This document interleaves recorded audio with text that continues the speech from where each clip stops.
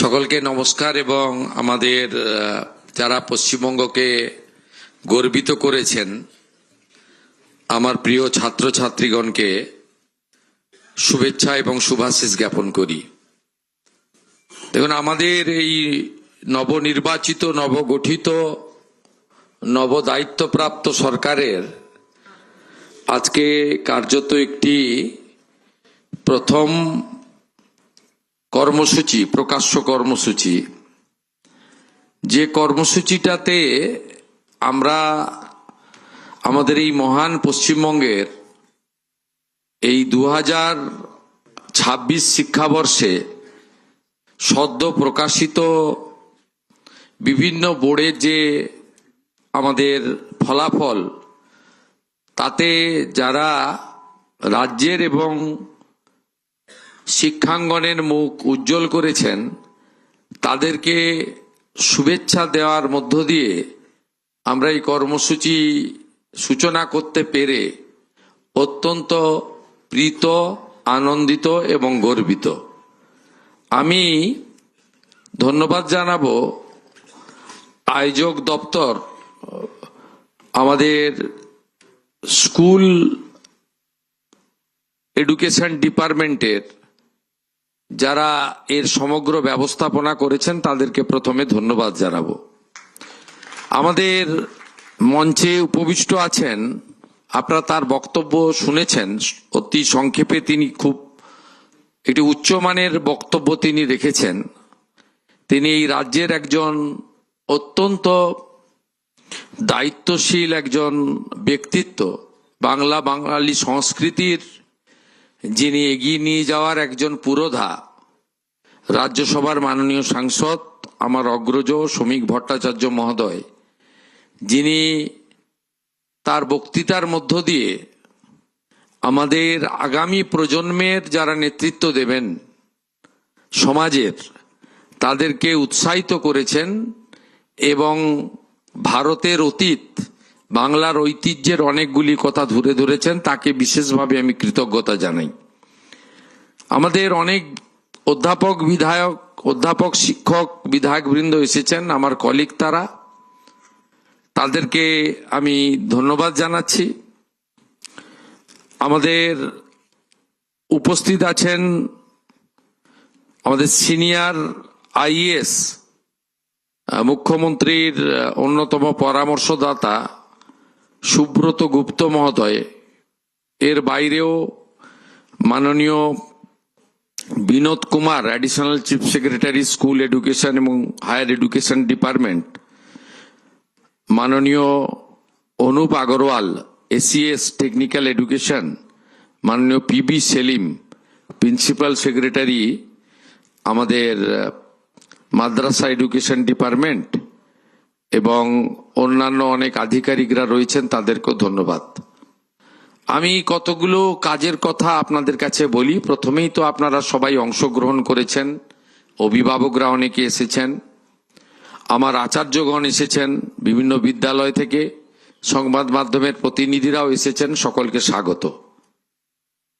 আমি আপনাদের কাছে যেটা বলতে চাই, আপনারা জানেন যে শিক্ষা আমাদের মৌলিক অধিকার, ভারতবর্ষের সংবিধান দিয়ে গেছিলেন। কিন্তু ক্রমান্বয়ে যে সরকারি শিক্ষা ব্যবস্থার উপরে রাজ্যে 90% জনগণ নির্ভর করে, সেই শিক্ষা ব্যবস্থা কার্যত অসম প্রতিযোগিতায় বেসরকারি শিক্ষা ব্যবস্থার থেকে অনেকটা পিছিয়ে যাচ্ছে। আমি বেসরকারি শিক্ষা ব্যবস্থাকে উৎসাহিত যেমন করব, সাথে সাথে সরকারি শিক্ষা ব্যবস্থার যে ঐতিহ্য, যে গুণগত মান, যে পরিকাঠামোগত উন্নয়ন প্রয়োজন বা অন্যান্য রাজ্যে সেটা চলছে, সে বিষয়ে আমাদের কিন্তু সবচেয়ে বেশি দৃষ্টিভঙ্গি থাকবে। আমরা প্রথমে এসেই জাতীয় শিক্ষা নীতি, আমাদের ভারত সরকারের মাননীয় প্রধানমন্ত্রী নরেন্দ্র মোদীজির নেতৃত্বে আমরা তাতে এই রাজ্য যুক্ত হওয়ার সিদ্ধান্ত নিয়েছি। আমরা স্মার্ট বিদ্যালয়, স্মার্ট ক্লাসরুম আধুনিক শিক্ষা, আধুনিক ল্যাবরেটরি, লাইব্রেরি এবং কো ক্যারিকুলাম অ্যাক্টিভিটিজের জন্য খেলার মাঠ থেকে যোগা প্রশিক্ষণ থেকে শুরু করে আমাদের পিএমসিতে যে বিষয়গুলো রয়েছে, যার জন্য ভারত সরকার প্রচুর অর্থ দিতে চান, আমাদের প্রশিক্ষিত করতে চান, তাতেও আমরা যুক্ত হয়েছি। আপনারা ইতিমধ্যে সেটা পেয়েছেন। তার কার্যকরী ফলাফলও কিছুদিনের মধ্যে আপনারা দেখতে পাবেন। আমরা দেখেছি যে শিক্ষাঙ্গনগুলিকে রাজনৈতিক প্রভাব মুক্ত করা, সেই উদ্দেশ্যে বিভিন্ন বিদ্যালয়, কলেজ এবং ইউনিভার্সিটিতে যে রাজনৈতিক মনোনয়ন ছিল সেগুলো আমরা বাতিল করেছি। কারণ শিক্ষাঙ্গনের রাজনীতি মুক্ত করা, বিশ্ববিদ্যালয়গুলিকে অটোনমি দেওয়া, এগুলো অগ্রাধিকারের ভিত্তিতে আমাদের করা উচিত। আমরা শিক্ষক, শিক্ষিকা, শিক্ষাকর্মী ইত্যাদি ক্ষেত্রে এই রাজ্যের যে স্বল্পতা, সেটা দূরীকরণ করে আমাদের শিক্ষক এবং শিক্ষিকাদের পর্যাপ্ত অংশগ্রহণের মাধ্যমে যাতে শিক্ষা ব্যবস্থা সরাসরি সুফল ছাত্রছাত্রীদের কাছে পৌঁছে দেওয়া যেতে পারে, তার জন্য আমরা উদ্যোগ গ্রহণ করব স্থির করেছি। আপনারা আমাদের উপর ভরসা রাখতে পারেন। আমরা এই রাজ্যে শিক্ষা ব্যবস্থা, শিক্ষাঙ্গন, শিক্ষার পরিকাঠামো, শিক্ষার সিলেবাস এবং সমগ্র শিক্ষা মিশনের মাধ্যমে আমাদের ছাত্রছাত্রীদের যে সহযোগিতা ভারত সরকারের পক্ষ থেকে রাজ্য সরকারের মাধ্যমে করা হয়, তার গুণগত মান বৃদ্ধি করার ক্ষেত্রে আমরা বিশেষ উদ্যোগ নেব। কারিগরি শিক্ষার ক্ষেত্রেও আমরা যাতে skilled, semi skilled, high skilled আমরা ট্রেনিং দেওয়ার মধ্য দিয়ে তাদেরকে উপযুক্তভাবে তৈরি করে আমরা এগিয়ে নিয়ে যেতে পারি, তার ব্যবস্থাও করব। আমি শুধু আপনাদের কাছে কয়েকটা কথা বলে শেষ করব। দীর্ঘ বক্তৃতা আমি করতে চাই না, কারণ আপনাদের নিয়ে আমাদের চলতে হবে এবং একটা সরকারের যারা নেতৃত্ব দিচ্ছেন তাদের পরিচয় তাদের কর্মই হোক। বৃক্ষ তুমি কে ফলেন পরিচয়তে। আমরা চাই কথা কম বলে কাজ বেশি করে মাননীয় প্রধানমন্ত্রী নরেন্দ্র মোদীজির নেতৃত্বে, তিনি তার মার্গদর্শনে ভারত সরকারের শিক্ষা দপ্তরের প্রত্যক্ষ সহযোগিতায় এই পশ্চিমবাংলাকে আমরা সঠিক জায়গায় নিয়ে যেতে চাই, যেটা শ্রমিক ভট্টাচার্য মহোদয় উল্লেখ করেছেন।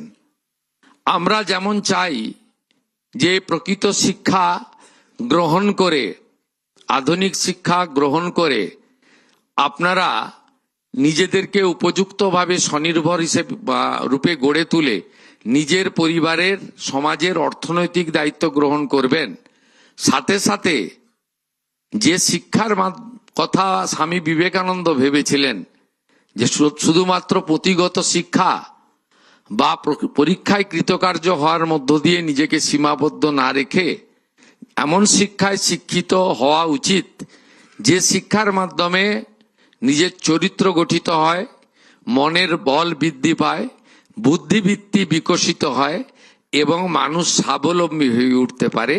আমরা স্বামী বিবেকানন্দের শিক্ষায় আগামী দিনে শিক্ষাঙ্গন ছাত্রছাত্রীদের তৈরি করতে চাই, এটাই আমাদের ভাবনা। আমি আপনাদেরকে ঈশ্বরচন্দ্র বন্দ্যোপাধ্যায়, বিদ্যাসাগর মহোদয়, তিনি শিক্ষার ক্ষেত্রে, বিশেষ করে নারী শিক্ষার ক্ষেত্রে তার যে উদ্যোগ, প্রয়াস, এই প্রয়াসকেই আগামী দিনে আমাদের সরকার পাথেয় করে চলবে। নারী শিক্ষায় অগ্রাধিকার আমাদের থাকবে।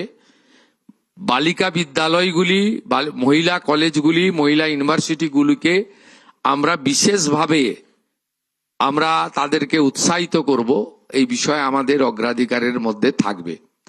আমি চাই আপনারা আধুনিক ভারতের, যার জন্মদিনকে জাতীয় শিক্ষা দিবস হিসেবে পালন করা হয় 5ই সেপ্টেম্বর, ডক্টর সর্বপল্লী রাধাকৃষ্ণনের ভাবনায় আপনারা নিজেকে তৈরি করুন।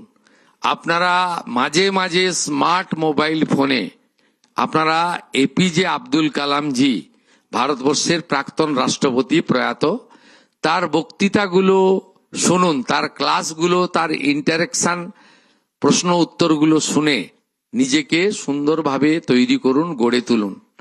আপনাদের সরকার আপনাদের সাথে থাকবে। শিক্ষা ছাড়া আমরা কখনোই চেতনার মুক্তি ঘটাতে পারি না, আর চেতনার মুক্তি ঘটানোর মধ্য দিয়েই আধুনিক বাংলা তৈরি হতে পারে।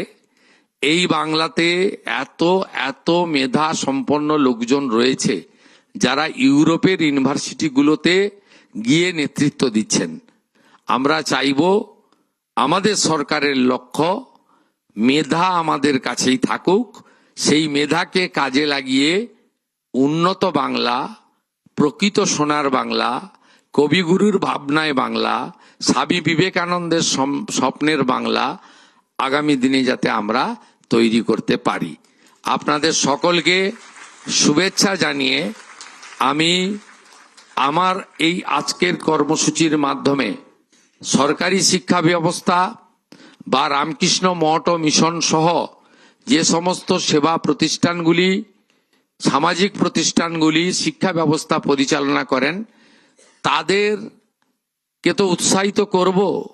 বেসরকারি শিক্ষা প্রতিষ্ঠানগুলিকে আমি আবেদন করব যে অর্থনৈতিকভাবে আপনারা যেভাবে ফিজ বা সেমিস্টার বা অন্যান্য যে সমস্ত অর্থ নিচ্ছেন, এক্ষেত্রে সরকারের নিয়ন্ত্রণ রাখা উচিত।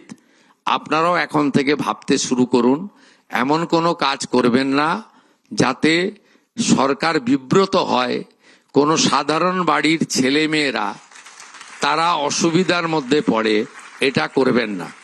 দ্বিতীয়ত, বেসরকারি শিক্ষা প্রতিষ্ঠানগুলিতে ভর্তি খুব সহজ, মূল্যায়ন এবং কৃতকার্য হওয়া আরো বেশি সহজ।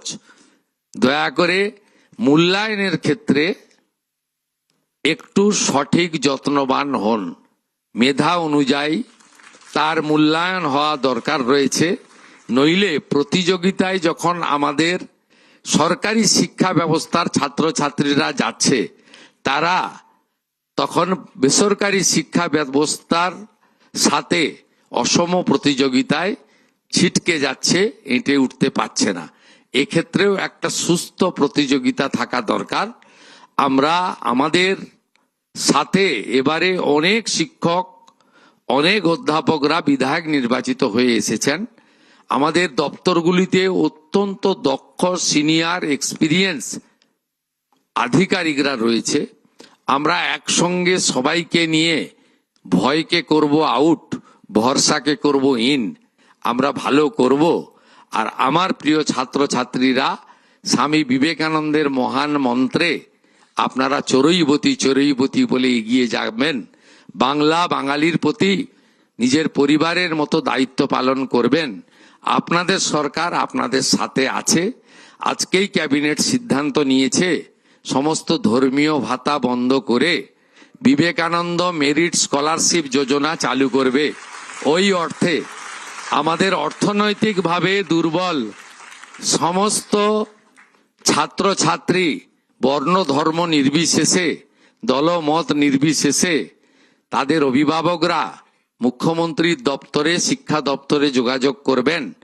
বন্ধ হয়ে যাওয়া বিবেকানন্দ মেরিট স্কলারশিপ যোজনা আজ থেকেই চালু হলো এবং আপনাদের পড়াশোনার ক্ষেত্রে, উচ্চ শিক্ষার ক্ষেত্রে, আধুনিক শিক্ষার ক্ষেত্রে অর্থ কোনো বাধা হয়ে দাঁড়াবে না।